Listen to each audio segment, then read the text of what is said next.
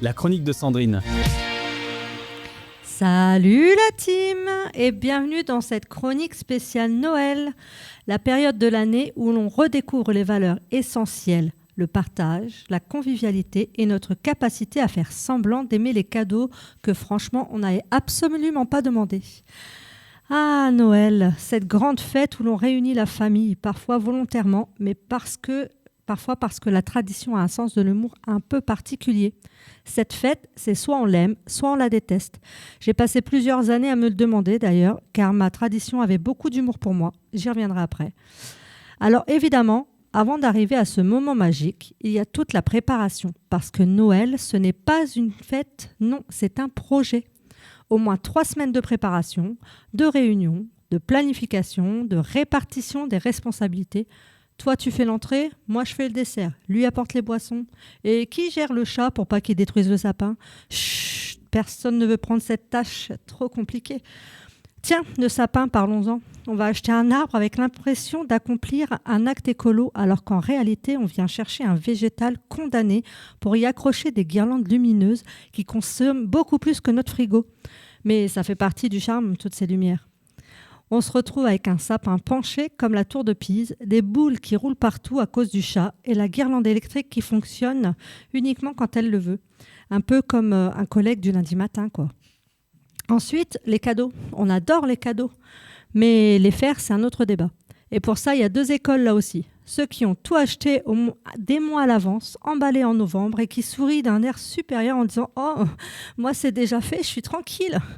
Et les autres, les gens normaux, quoi, qui se retrouvent le 23 décembre dans un magasin bondé à choisir entre un mug licorne et un puzzle 3000 pièces alors qu'on ne sait même pas si la personne aime les licornes, ni même les puzzles d'ailleurs. En parlant de cadeaux aussi, la liste des enfants. Ah, la liste. Là où encore on peut y trouver plein de jouets introuvables. Tu peux faire tous les magasins, tu sais que tu ne l'auras pas car il est en rupture de stock avant même d'être mis en vente. Excusez-moi, je suis perdue. T'inquiète, prends ton souffle. Allez, souffle. Moi, ma liste au Père Noël, ça ne rentre pas dans un paquet. Je veux un Noël comme la petite fille en moi qui en a rêvé. Je veux retrouver cette magie d'avant, cette étincelle que j'ai vue disparaître très tôt. J'aimerais retrouver cette innocence qui rendait tout possible. Passer des après-midi entiers à faire des bonhommes de neige, des batailles de boules de neige, à rire sans se soucier de quoi que ce soit. Installer des décos tous ensemble au coin du feu avec la peau d'orange qui grille sur le vieux poêle à bois et qui parfume toute la maison. Revivre ces repas où on chantait Petit Papa Noël, où on riait jusqu'à ne plus s'entendre. Et surtout, j'aimerais que tu reviennes juste une fois pour que je me souvienne du dernier Noël que nous avons passé ensemble. Parce qu'en fait, le plus beau cadeau, c'est de passer Noël avec les gens qu'on aime et profiter de ce moment passé ensemble. Et cela, peu importe ce qui se trouve sous le sapin. On ne se rend pas toujours compte de la chance que nous avons de ne pas le passer tout seul. Alors, malgré les repas toujours copieux, les discussions pas toujours discutables, un sapin bancal, des années trop rapides, les obligations en tout genre, l'important est de se rappeler que malgré les tensions, on a autour de nous des gens qui comptent. Alors oui, Noël, c'est imparfait, comme nous tous, mais c'est justement ce que nous en faisons qui en fait une fête magnifique.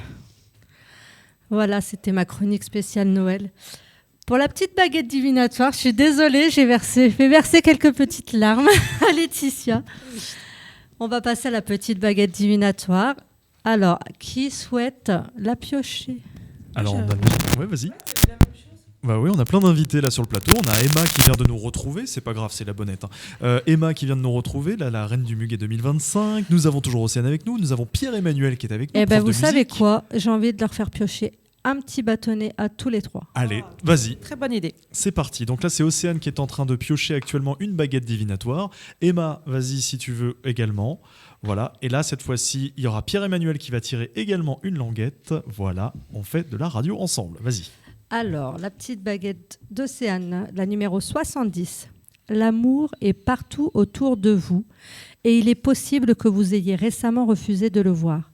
Sans culpabiliser, misez sur le pardon et l'acceptation. Tout devient possible pour celui qui agit avec le cœur. Waouh! Tu te rappelles du râteau que t'as mis la dernière fois?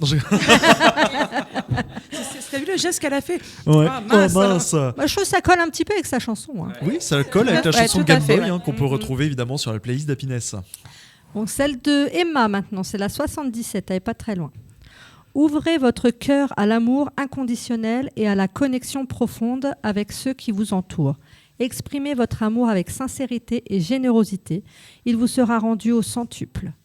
Très très bien, très très bien. Et celle de Pierre-Emmanuel, prof de musique à l'AMC de Marny-les-Compiègnes. C'est la numéro 26.